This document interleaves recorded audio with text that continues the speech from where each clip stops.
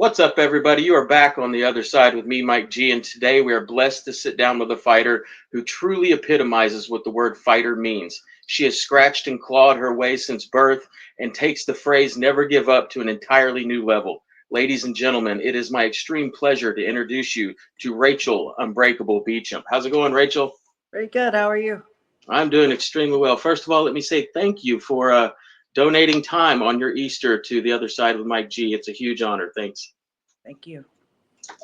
Let's take it way back to the very beginning. Talk to me a little bit about growing up, being a kid, and what family life was like. Well, I grew up in a very abusive home. I had a father that sexually abused me. He Mm, used our foster children that we kept. Also, there's a lot of sexual abuse. And my mother was very narcissistic. So she was cold. If you were sick, you needed to get away from her. I got beat up in street fights. She beat me up for getting beat up. man, Not a lot of love and comfort in my home. My older siblings were 17, 14, 12, and 6 when I was born. So I had 4 older sisters, but they were grown for the most part. So I was kind of like an only child and a right. lot. And I'm sure, being a parent, I can imagine that I'm 45 with a 6-year-old.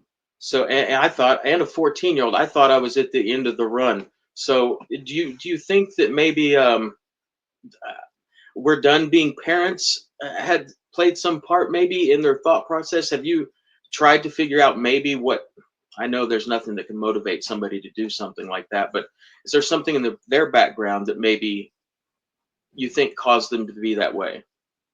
I mean, my dad grew up really, really poor in a small town in Maine. Uh, I think there were 8 of them total with 4 different fathers. It was very violent. I don't think he had a solid upbringing. Uh, Okay, and my mom had her own history. Uh, I don't really care to share like what I sure. do know, but I know she had a hard childhood, uh, Okay, hard history. So I've forgiven them for the most part. that's awesome. And what did that do for you? I mean, it's definitely helped me a little with not being filled with so much hate and Hmm. people say daddy issues, mommy issues. Like, I feel like that's a real issue. Yeah, Um, I've been able to avoid a lot of that by just giving giving up on the resentment of how they raised me. exactly. You had mentioned to me, and as I've told you before, as comfortable as you can share, and if you can't share at all, just to say no. You mentioned to me on the phone one of the times we spoke before this, something about, and the only reason I'm bringing this up is because I really want to highlight how incredibly tough a person you are. You said something to me about family and maybe a hotel or a motel.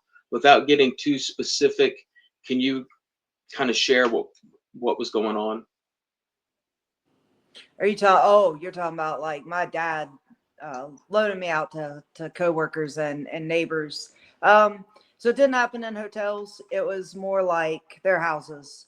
Uh, when I was 7, one of my neighbors took me and bound me up in ropes, and him and his friend raped me for out. Sorry, No, you're abused, okay. abused me for hours. And that was one of the I most can't traumatic imagine. in my childhood. Um, I went home bound up in the ropes, and I thought I could go to my mom and get help. Instead, I got slapped, called a very horrible word. And that's actually the most traumatic thing in my entire life. A lot of people think getting in a cage fighting is scary. Um, it's nothing like what happened to me when I was 7. So my whole life's kind of been based um, off of, I think, that day. That's Sure. the one thing I hold on to, is that the one time I ran to my mom for help, I got slapped and called a horrible word that I've Hmm. lived with my entire life. I can't imagine. I can't imagine. I don't even know what else to say. That's wild. How do you I've had viewers that have gone through things, maybe not to that level when they were young, but similar stories. What is the main thing that helped you, I guess, mentally, emotionally, get through that moment when you were in the moment? You hear of people kind of detaching, and it's like they're watching it from above. How did you, I guess, cope? So I do disassociate. Okay. That was something I learned really early, being sexually abused by my family and his friends, was to disassociate. Yep. And the next step to that was one of the girls at school found out about the sexual abuse in my house, and she ended up beating me up at school during field day, and I had to fight her. And she told a bunch of other kids, and they also kind of were grossed out and fought me. Um, and I found power in that. It was the most empowering thing to start fighting, to start hurting other people. Hmm. Um, so it got so known that I was big on fighting and trash talking and getting anybody and everybody to fight me, uh, Hmm. that my neighbors started having me do backyard fighting. So they would get people to pay for tickets, and they would bring in boys to fight me. So we would have backyard bare knuckle boxing. Like, it wasn't Okay. in the backyard. Yeah. And I would fight all the boys, and they were always so much bigger than me. Um, and that was a big chunk of how I coped. And then I also started drinking at 10, like pass out drunk. Mm. And I started using drugs at 13. So it's pretty much how I coped. Wow. Uh, I can't. What was your introduction to fighting and martial arts, Fighting and martial arts. So other than in the street? other than Traditional. actual traditional martial arts. Correct. At boarding school, I took a karate class, but the woman was full of. She was just full of it. She said she beat up Chuck Norris. I literally walked out of the class, never went back. Who hasn't? Yeah, it was stupid. Um, I don't like liars, so I lost all Mhm. respect. But years later, my husband, he beat me for 20 years, human punching bag, and my Man. oldest my oldest child walks in, and he sees his father strangling me unconscious, and he has a knife, and my son attacks his father. uh, my oldest was doing Brazilian jiu-jitsu. So he attacks his father. They're scrambling all over the family room. He has him in a rear naked choke. Uh, I finally, when I noticed his lips were turning blue, all the blood vessels were exploding in his eyes, I was like, okay, you gotta let go of your father. Hmm. We go to a hotel, and my child thinks he's killed his father, and he is hysterical. Hmm. So in that moment of seeing my child just broken, I realized that was my job. I was the parent. No child should have to go through that. So Right. I joined kickboxing. I wouldn't do Brazilian jiu-jitsu because I thought it was disgusting. I was not going to roll with a bunch of grown men that were sweating on me. So I Right. started kickboxing. I don't want to do it either. That's why I judge. I love it now. Like, I actually hate kickboxing and love Brazilian jiu-jitsu, which is hilarious. Full circle. It is. All right.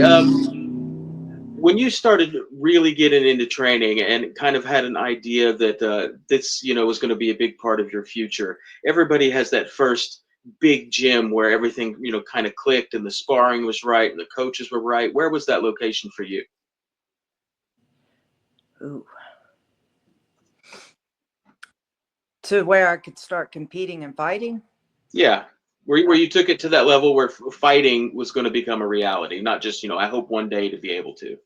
Well, that gym was an absolute awful experience, but it was my first MMA gym, and that came about because I had been clean and sober from September of 2009. I had a relapse in 2022, February of 2022.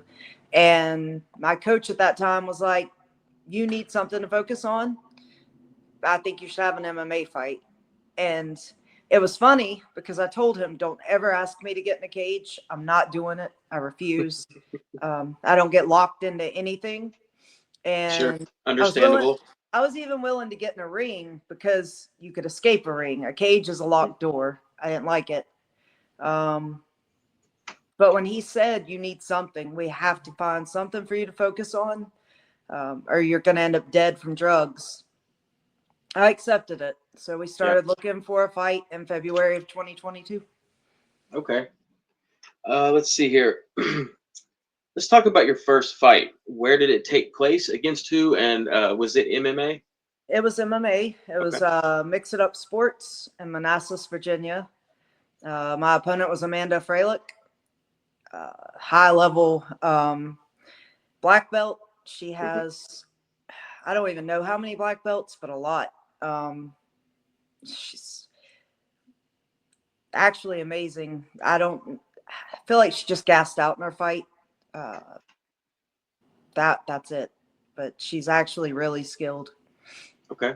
What does getting a debut win feel like? Amazing, especially when you already know that your opponent's way further advanced than you, higher rank. She was shredded at the time. I had like no muscle tone. So I was just shocked that I pulled off a win. Yeah, that's great. How many fights have you had in your career, and which would you say was your favorite and why? Okay, well, I've had 4 MMA fights. I've had my Muay Thai debut. That was the most recent, correct? That was the most recent. Okay. I've had a boxing smoker that doesn't count. I've had some combat sambo fights. I've had quite a bit of fighting. I've had 2 combat jiu-jitsu fights. So there's quite a bit. Nice. But my favorite fight was Joy Miller at Firehouse Fights. We were the main event. I was absolutely terrified when her name came across messages. Will you fight Joy Miller? I'm like, are you crazy? Like, this woman has a black belt in jiu-jitsu. She has a black belt in kickboxing under Joe Louis. She has, oh wow, I don't know how high of a rank she is in Taekwondo, but she had been training for decades. And I was like, I can't go fight her. You know, if I try to stand up with her, she's going to murder me. If it hits the ground, I'm dead. So what I love about that fight is that it made me work on striking. I had no choice. Okay. I could not hit the ground with her, and I knew she could outstrike me. So it really elevated my striking. Yeah, forced you to make changes. It did. That's awesome. That's let's see here. Let's talk for a moment about your most recent fight. If you could talk me through that fight and share with me the emotions afterwards. I noticed that you are much nicer to your opponents than most people are, and I guess I'm an old school fight fan. I like the respect and stuff. I could care less about trash talking. What is it about you that you care enough about your opponent to be that way? So, because it's not necessarily what sells. No. Actually, if you watched recently, I went on a whole tirade on somebody I'm supposed to fight in June. I did. Yeah. I really, really hate that I stooped to that level. And I apologize highly to everybody that has watched me and has learned to respect me for being respectful. I hope I never do that again. But the reason I do this is because combat sports is hard. And it's especially hard for females. Most of the time, we're by ourselves at our gyms. Sometimes there's a few females. But it's really, really hard to get fights, especially considering even matchups with weight, with experience levels, matching records. It's almost impossible as a female. That's why I fight like multiple weight classes. I've done 115 for combat jiu-jitsu against Emily Keck, and then I went up to 135 to face several people. Wow. I'm all over the place. I don't care. Just like to fight. Literally, I would fight somebody. I'll like combat sambo. I've done absolute. I just don't care about weight classes or skill levels. Hmm. My goal with this is to give females opportunities to fight, and That's awesome. that's what I'm all about. So for me, that's where the respect comes in. Like, I want to build them up, even if I go in there and take a loss. Yeah. I can see so much value in those losses, and I can champion the skill set in my opponent. You know, I think we need more respect in the sport. Elevate everyone. Yes. All right. I hope I'm not out of line asking this question because I am going to mention your age, and my mom taught me as a child to never ask a lady her age, but it's on Facebook, so It's it's everywhere. available. Yeah. Okay. um, I know you got what most people would agree is a late start in fighting. At 46 years old, why 40, do you? Pardon me? 44. 44. Excuse me. Well, okay. Well, then the research I looked at was wrong. Most people at 44 are looking to slow down. Um, in addition to just the love of fighting, why do you still do it? What is the number one reason? Number one reason.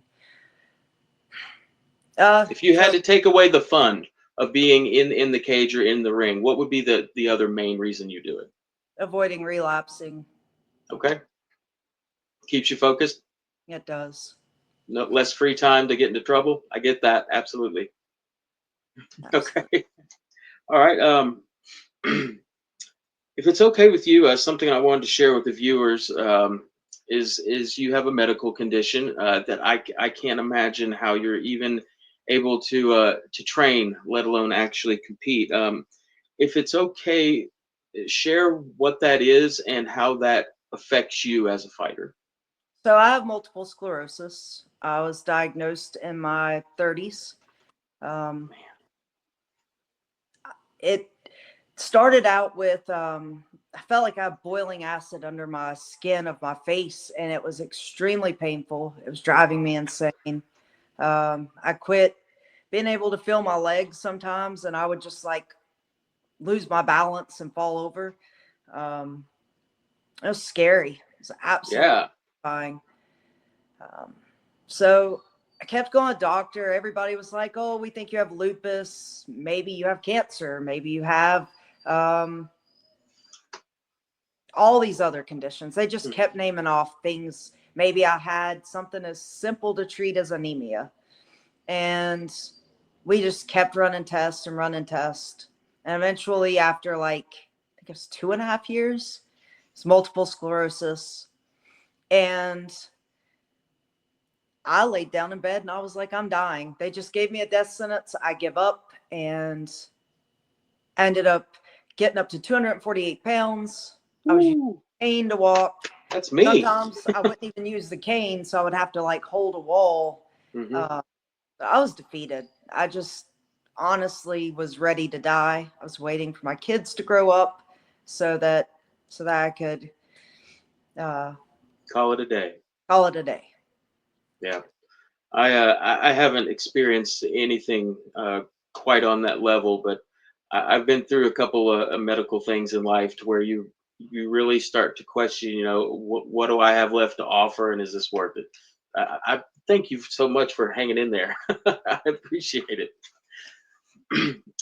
Let's see. What are your goals as a fighter before you retire? Well, my goals, they're kind of contradictory, and I'm having a lot of talks with people that are advising me on where I'm headed. I want to fight as many styles as I can, but Hmm. time is running out, and ultimately I want to fight bare knuckle. So Okay. that's where I'm headed. I'm working on a path to get me into bare knuckle fighting. Okay.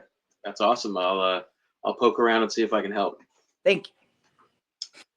Uh, how much longer do you see yourself competing? until I can't get medically cleared. Okay. Pretty As long much. as they'll let you. Yeah, as long as they'll let me. That's great. Uh, who's your favorite female fighter ever? Valentina Shevchenko. The Bullet.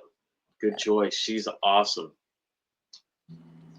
Let's see. What would your best advice be for up and coming fighters?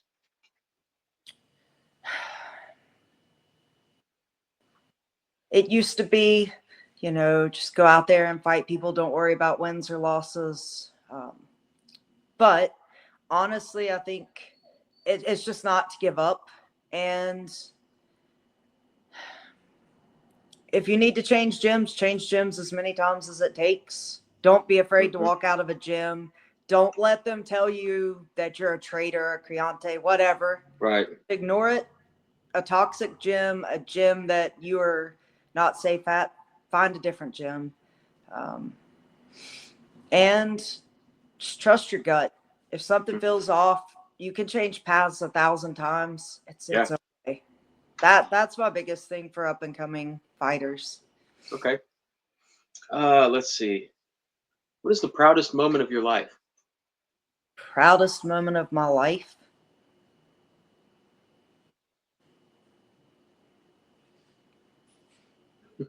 I don't know.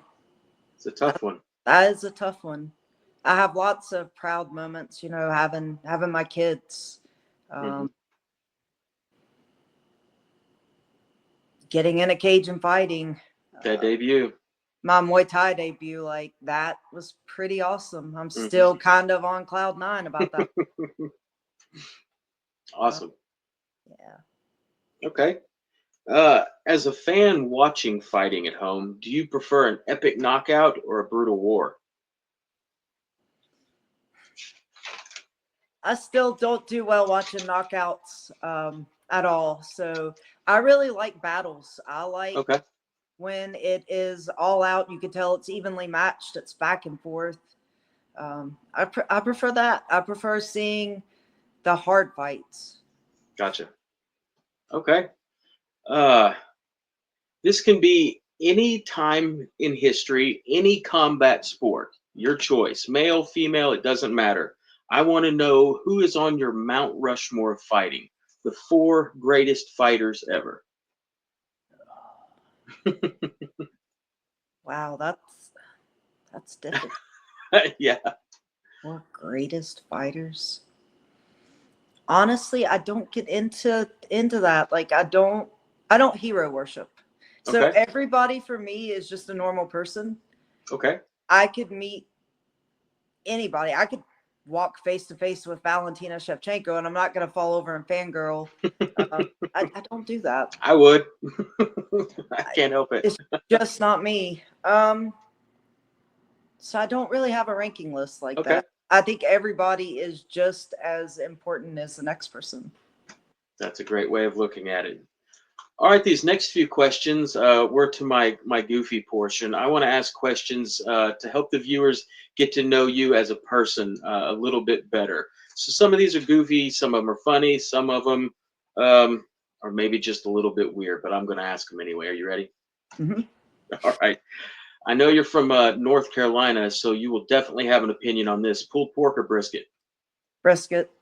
There we go. Sliced, burnt ends, chopped. How do you like it? Burn ends. There we go. Me too. Every day. Both in their prime, who wins, Muhammad Ali or Mike Tyson? Ali. Okay. What's your favorite animal at the zoo? Polar bears. Polar bears. Nice. Am I more likely to see you drinking coffee or an energy drink? Energy drink. Do you have a favorite one? Yeah, I like Bang. Okay. What flavor? Or does it not matter? It's sour gummy worm. Oh yeah, that's a good one.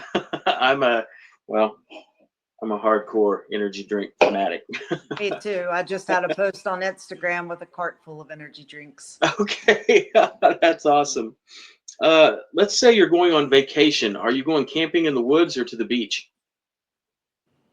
Actually combine them both and go to Maine, where it's There the you mountain. go. That's heaven on earth to me. Okay, awesome. Uh, Do you prefer to end a fight by KO or submission? I mean, I haven't KO'd anybody. I have submitted somebody. Okay.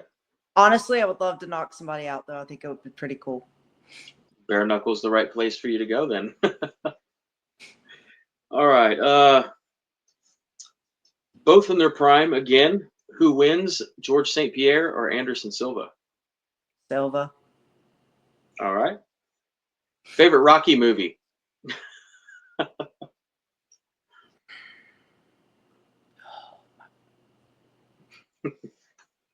The one I cannot remember the numbers. I've watched all of them. My old MMA coach made me watch all of them. And it's the one where Rocky comes out of retirement and he argues with the commission that he should still be able to fight. Ooh. Is that He the was, one with Mr. T? I think I believe so. Okay, But so Clever it's Lang. really good. It's kind of like, with me and my MS, like worrying about the commission not letting me fight. So Sure.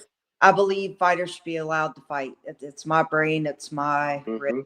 Nobody else really has a right to dictate it. Yeah, absolutely. All right.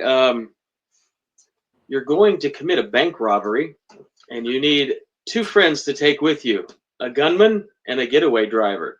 Who are you taking, and what are their roles? Wow. Who's the gunman, and who's your getaway driver?